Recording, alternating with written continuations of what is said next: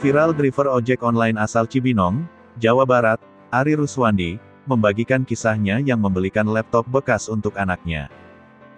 Ia mengunggah kisah di akun TikTok @babehojol, Rabu tanggal 25 Agustus tahun 2021. Ari membelikan laptop bekas untuk sang anak, Nindi, pada 3 minggu yang lalu. Driver ojol itu mengungkapkan, anaknya dirumahkan selama pemberlakuan pembatasan kegiatan masyarakat. Sang anak lalu mencoba mendaftar program Kartu Prakerja. Setelah melihat Nindi ingin mengambil kelas pelatihan, Ari merasa anaknya membutuhkan sebuah laptop.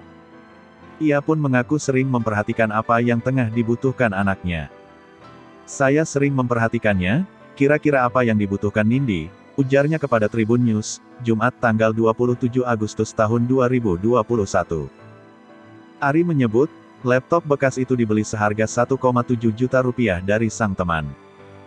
Awalnya, teman driver ojol ini menjual laptop itu dengan harga 2 juta rupiah. Saya coba tawar 1,7 juta rupiah dengan alasan buat anak. Begitu setuju, saya kasih uang muka 100 rupiah ribu, terangnya. Ari membenarkan uang untuk membelikan laptop anaknya itu dari hasil tabungan ojek online. Ia mengumpulkan uang tip yang diberikan pelanggannya selama 2 minggu. Kemarin mengumpulkan selama 2 minggu dapat tambahan 1 juta rupiah lebih.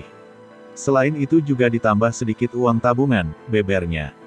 Nindi merasa senang dan mengucapkan terima kasih setelah dibelikan laptop. Ari pun juga senang melihat reaksi dari sang anak tersebut.